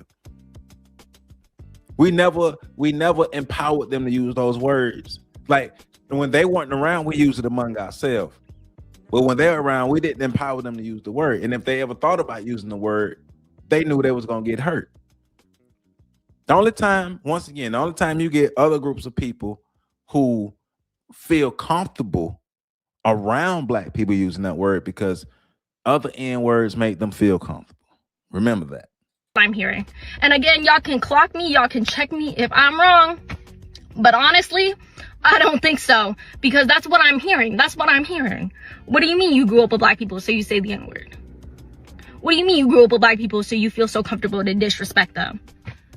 But when somebody calls your mama a bitch, it's like, whoa, don't call my mama a bitch though. And it's like, well, but I didn't mean bitch in that way. I didn't mean bitch in that way. We don't, Paul Pitt. We don't. But you're still gonna take offense to it. So how does that logic not apply the same way? And this topic always deeply irritates me because Tara. it's common You're right. fucking sense. How at your grown age are you still trying to justify saying a slur? And the justification, the logic behind the way y'all be trying to justify saying the N-word makes no sense. It's your environment. Like, you grew up with black people, so you feel so comfortable to disrespect them? That don't make any sense. You Now- grew up with your mama too. Do you be disrespecting her like? Another thing to her point is, why do they want to use the word, and why do they take the opportunity to use the word, and why are they so comfortable disrespecting black people? How are you? So you as a black person, what kind of fool are you to befriend somebody who takes the opportunity to disrespect you? Not only did you give them the opportunity, but they took it and they ran with it. So what kind of fool are you as a black person to align yourself with somebody like that? I'm just saying. Right, yeah. You hit Paul Pets. We run. Well, you know the Asians love our culture, though. Remember that Asians love black culture. They love black culture. Asians are a great example for us to learn. Asians love black cultural expressions, but don't really like black people like that. Yeah, the young black kids and the young black people, they don't see it as disrespect until it's disrespect. They don't see it as disrespect until it's disrespect, which is crazy, because somebody calling them the N-word ain't disrespectful, but if they call them the N-word in a way that they don't like it, now it's disrespectful. Well, no, don't get mad now because you gave them the green light. You be calling your mama a bitch? Like what? What? Yeah, you can tell And she this grew up topic, around- she did. You could tell she grew up around black people, and you could tell she's appealing to a black audience because Asians don't talk like that. is something I genuinely feel very passionate about, because I used to call myself a Bay Area Asian because I like, And you I just never don't give the green understand, light. like in the Bay Area, we have such a unique culture, and the ways in which Asian American national identity was birthed and formed here. Like Oakland, Chinatown, the Yellow Peril movement, birthed alongside the Black Panthers, was the first time Asian American, Yellow American national identity was formed. An identity that counteracted white supremacist stereotypical notions of what Asian people look like and operated it in America. But Asian people still, despite all of that, Asian people still fought hard to be next to white people for that white proximity, and to be validated by white people, and to be pat on the top of the head by white people. And Asians were willing to step on black people to do that in mass. The majority of Asians, because she's talking about a minority of Asians who had sense. The majority of Asians were willing to step on black people for their white proximity. I've been to the Oakland Museum. I've been to the museum in Oakland, and I've gone through and I've seen the history. I've looked at it. I have pictures. I can show y'all from my trip to the Oakland Museum.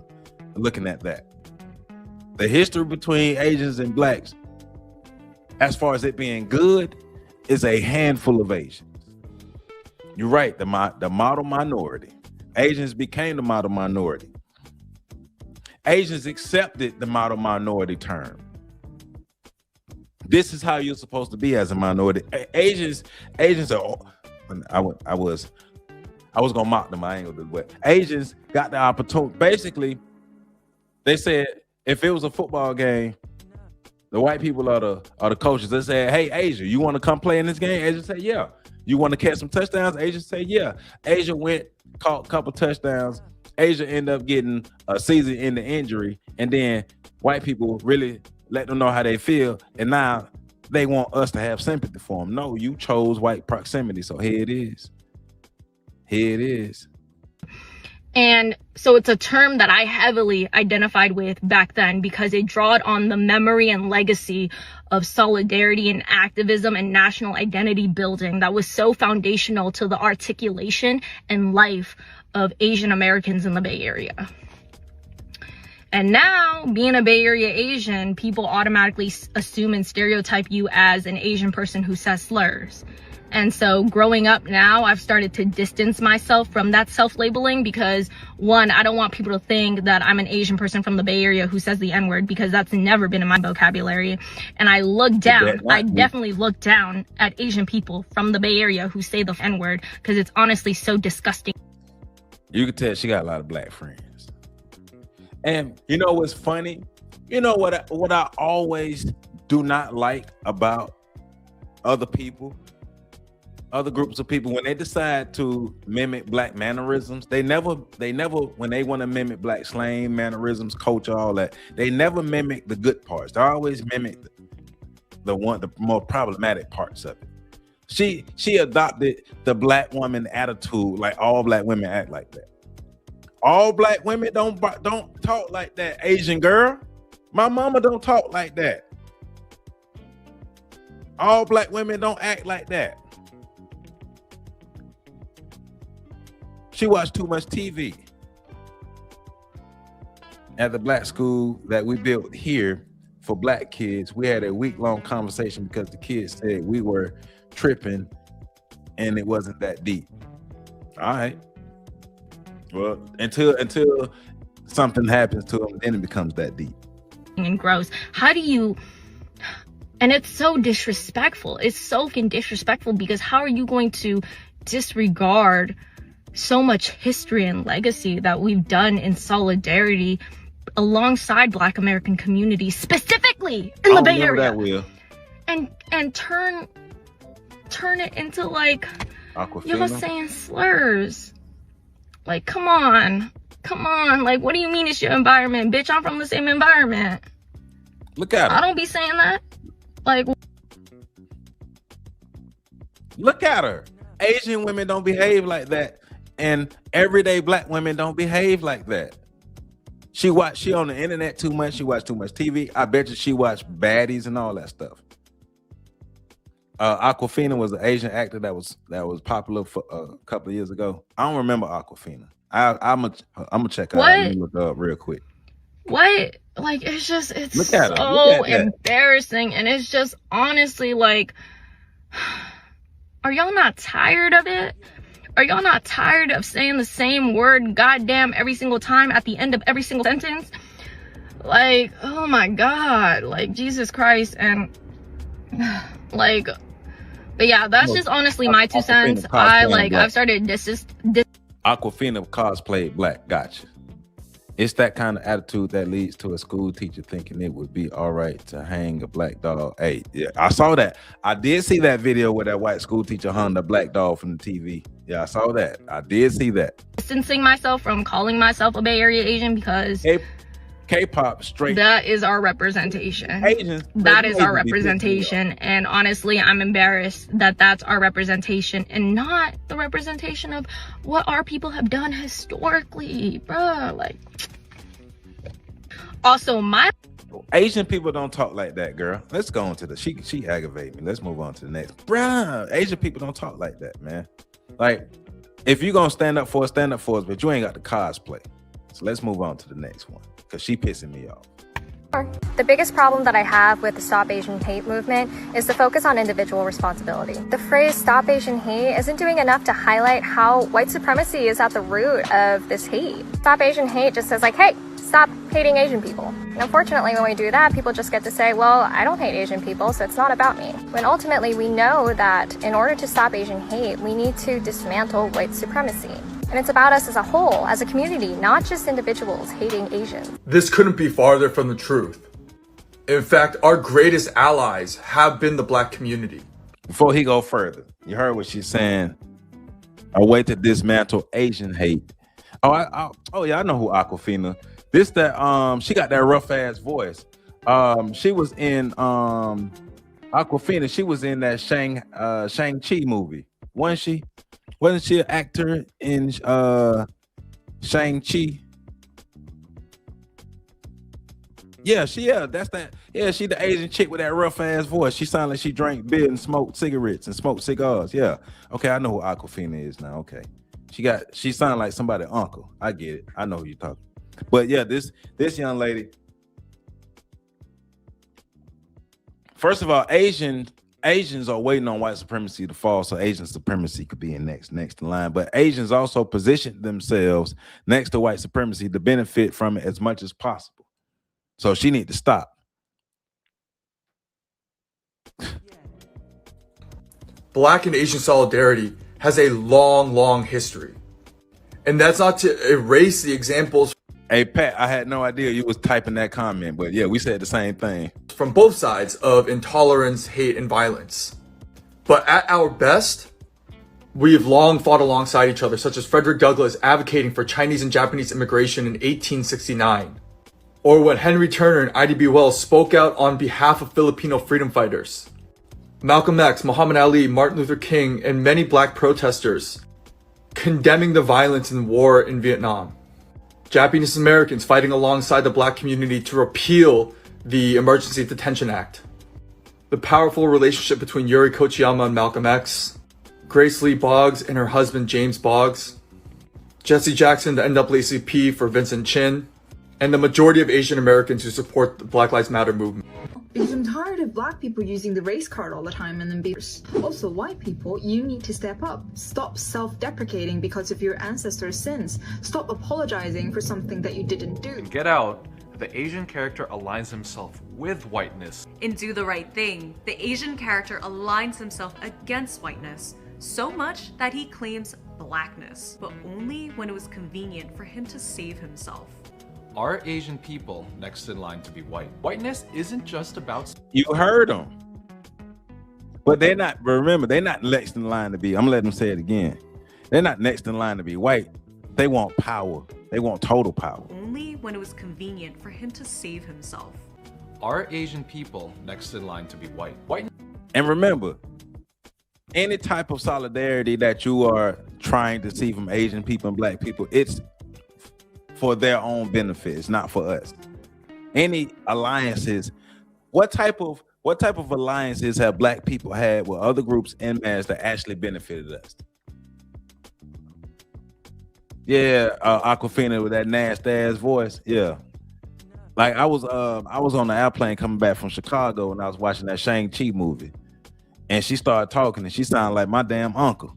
Yeah, but think about it. What alliances have black people had with other groups en masse? Not individual, but en masse. What alliances have black people had, black Americans specifically? What alliances have we had with other groups en masse that actually benefited us? Whiteness isn't just about skin color. Whiteness is actually inscribed into the law itself. And we could see how Asian Americans have attempted to claim legal whiteness and were then shown their place in America's racial hierarchy. 1922. Takao Ozawa was born in Japan and lived in the US for 20 years. He applied for naturalization. Instead of challenging the constitutionality of these racial restrictions, Ozawa claimed that Japanese people, because they were so light-skinned, should be considered free white persons. The Supreme Court unanimously ruled against Ozawa, stating that the words white person only referred to those of the Caucasian race. Whiteness as a concept continued to evolve. And this is how the law acknowledged that race is a social construct. Whiteness emerged as an ideology and a legal framework to ensure that a certain group of people held power over others. This time in the Mississippi Delta during the age of racial segregation. 1927, Gong Lum, a Chinese-American grocery store owner in the South, sues his local white public school for kicking out his they daughter, will run back to Martha the Lum. Peckerwoods, but they're gonna complain about it. Instead of claiming that segregated schools are inherently unequal, the Lum family tries to claim that Martha Lum was not colored. The court unanimously ruled against the Lum family, stating that segregated education was to be divided between the pure white or Caucasian race and colored people, which explicitly meant the brown, yellow, and black races. Yeah. And because Martha Lum was supposedly part of the Mongolian or yellow race, she could not be enrolled in white schools. No matter how light-skinned, how financially successful, how model of a minority Asian people may be, they will never be considered white. Claiming whiteness will never work as a response to racial injustice, because whiteness and white supremacy is actually about producing and maintaining inequality. Resorting to anti-blackness will not only hinder justice for Asian Americans, but all communities who are perceived as not white. When I hear the phrase, Asians are next in line to be white, I replace the word white with disappear. Asians are next in line to disappear. Bull. We are reputed. Don't listen to that. Asians are next in line to rule the world. What's going to make Asians disappear? Asians are next in line to rule the world. They're next in line to assume power after white supremacy falls. They've been positioning themselves for decades, for centuries. To be so accomplished and so law-abiding, we will disappear into this country's amnesiac fog. We will not be the power, but become absorbed by power. Not share the power of whites, but be stooges to a white ideology that exploited our... Now that Asian racism is in the conversation. So I'm gonna stop it right there. But what he's saying, those are for the whitewashed Asians. Those are for the Americanized Asians. Those are not for the Asians who come here. Like, come on, man. These people send their people over here with an agenda to come get as much as they can to bring it back to their people. They know they're gonna have some casualties. They know they're gonna lose some here and there, but for the most part, Asians are not over here to empower power white people. They're over here to get it for themselves. Last I looked, HBCU attendance was down. Hey, but you know how it is. But man, but I wanted to make sure I get to these topics today. I appreciate y'all tuning in. We were having fun, man. My computer ain't cut off. Shout out to that. It ain't cut off on me. Young struggle stream in the building, but hey, that's how we do it. If you have not hit that like button already, please hit that like button.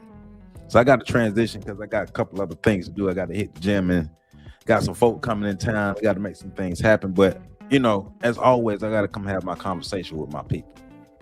Got to come have these conversations. So remember, we start off with an update on Chud the Builder and why he's facing attempted murder charges. And Dr. Umar is defending Cheyenne Bryant because he's defending himself in that, and he trying to smash. And more Asian racism toward black people being exposed. We got to understand the world that we live in. I appreciate you, Man Terror. I appreciate you. Thank you for your support. Look at all this money, homie. I got all this money, homie. Hey, man, I appreciate y'all. Look, man, I don't know it all, but I know a little bit, and I just try to share what I know. And if I'm wrong, I don't mind being corrected. But we come over here to learn, to enhance our thinking, to learn more, to become better, and then take it back into the real world and make our communities better. So that's how we do it, man. Great way to spend this Saturday with y'all. I love y'all, man. It's what we do. Make sure y'all check out Black Love School YouTube channel, especially y'all over there promoting Black Love. Check out Black Love School YouTube channel because I'm about to check out their channel and make sure we get in there. Yeah, and let's continue to do what we do. Renee, I appreciate you. Y'all support. You can support Patrick and PC both in the description. And remember, this is Patrick's book, The Chasm. It's the growing divide between black men and black women. The Chasm. This is not just because he's my homeboy, but this is one of the best books that I've read to talk about what happened to the black family. And remember, this is PC's book, 2020 Through the Eyes of a Social Media Revolutionary, giving his thoughts of going through 2020 and making it through 2020 and documenting his thoughts. So make sure you check them out. Both available on Amazon. And I'm dropping the children's book real soon. I'm gonna be dropping the children's book soon. I got my finishing touches on it. Me and Pat gonna get together, put it together. So I'm dropping the children's book. But in the meantime, I got my On the Shoulders Giants volumes 1 through 4. Make sure you check them out. You can go to my website, check them out. Stories of the sung and unsung heroes of the African diaspora. And I want to shout out, I'm gonna continue to say, I want to shout out more of what you guys are doing. So if you're doing anything productive, anything, Drop it in the comments so I can shout you out and we can promote each other. We can support each other. Shout out to Buy Black Tally, all of that. Shout out to that. And everybody who's doing great, continue doing great. And remember, support the people who are actually producing real results and not the people who are just popular. All right. With that said, let's remember, go out and be the greatest versions of our black selves every day and make sure we continue to improve ourselves. And with that being said, I love you all. Have a great Saturday. And I'll see you guys live definitely on Tuesday, but maybe on Monday. Might Monday because it's a holiday, but definitely on Tuesday. So I love you all and I'll catch y'all next week. Peace out.